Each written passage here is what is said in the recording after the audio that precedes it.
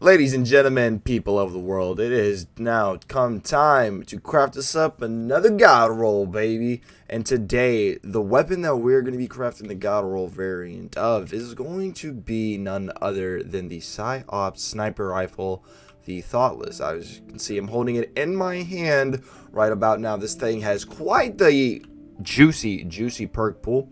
We're going to go ahead and reshape it and talk about it. So go ahead, head over to our Thoughtless. I guess you could say first thing to note is that this thing, you need 2 attuned variants of it to unlock the pattern to craft it, which is, kind of important to know. And then if you want to unlock the truly, like the main enhanced perks, then you're going to need to level up this bad boy to level 8 or level 9, just depending on what kind of damaging perk you're looking at. So let's go ahead and get about our business. So really for the barrels, dude, you just want to get something that'll help with your stability. I'm just going to go ahead with arrowhead break, control the recoil for this thing a little bit better. And then for our magazine size, the main 3 that you want is either appended, extended, or tactical mag. I'm just gonna go for a fat. I'm just gonna go put on tactical mag instead of the full fat extended mag. I think a tactical mag will do us just enough justice. We should be a-okay. You want to go extended? Go ahead. Although I have heard that in most situations you're not gonna get them that extra bullet from extended mag. You're not really gonna make too much use out of it. But hey, once again, yeah, appended, extended, or tac mag. Take your pick. I'm gonna roll with tactical mag, baby. Now for the perks. Shouldn't have to go too much over what you want for the main one. For a PvE, I'm crafting a PvE one if y'all couldn't tell.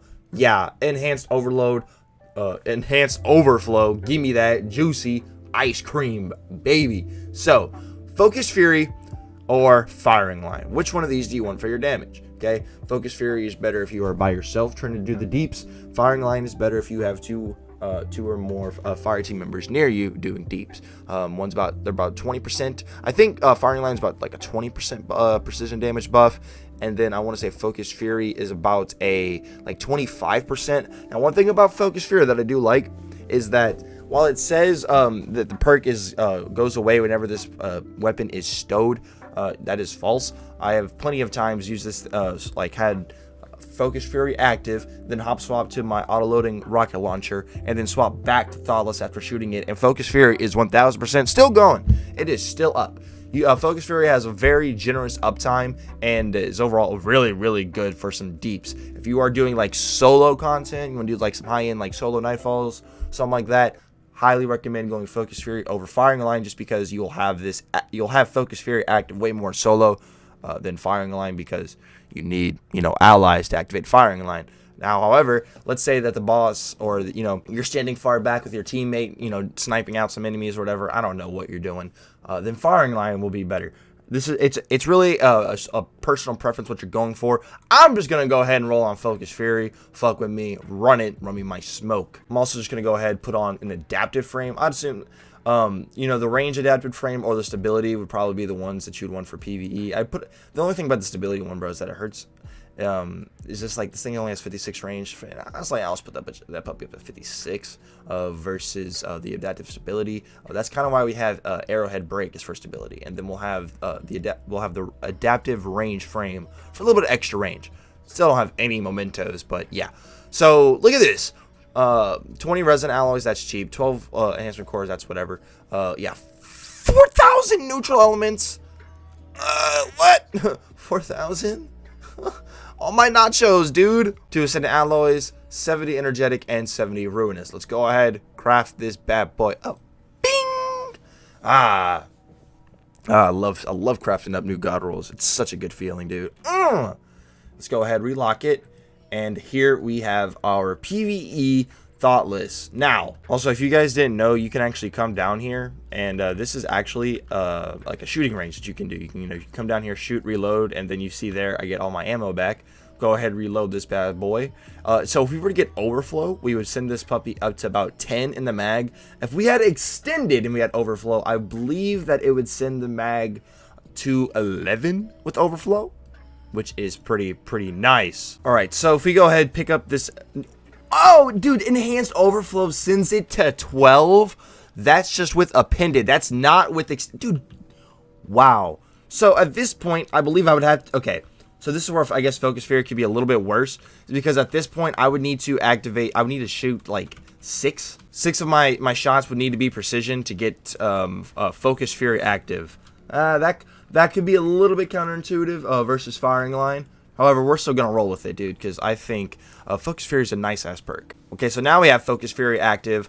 Definitely did not hit 6 crits. That's weird. Maybe I still only need to shoot 3. Also, I switch to my rocket. I shoot. And I switch back, I still had Focus Fury active. You see what I'm saying?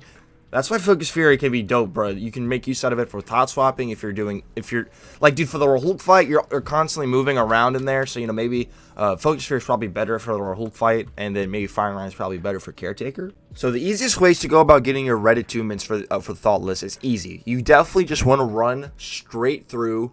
You just want to blast through psyops, okay? Spend your intel, open the runic chest at the very end.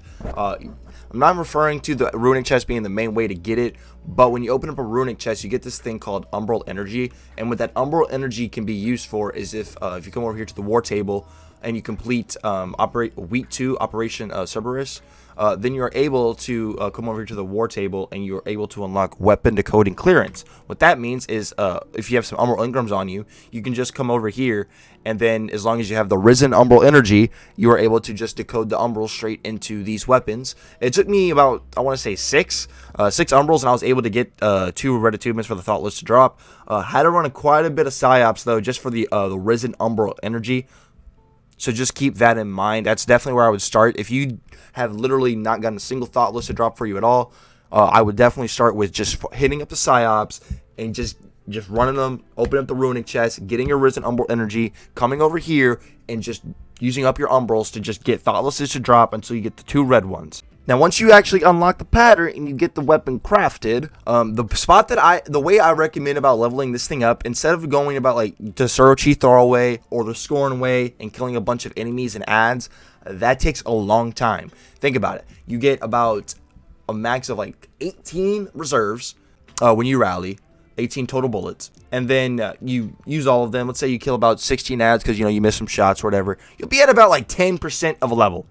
That's not worth it, Chief. That ain't it. What I did is I went into the Wellspring, and be careful when you're doing activity playlists for weapon XP that your weapon level is not close to being like at like 98, 99, 96% before you complete the activity.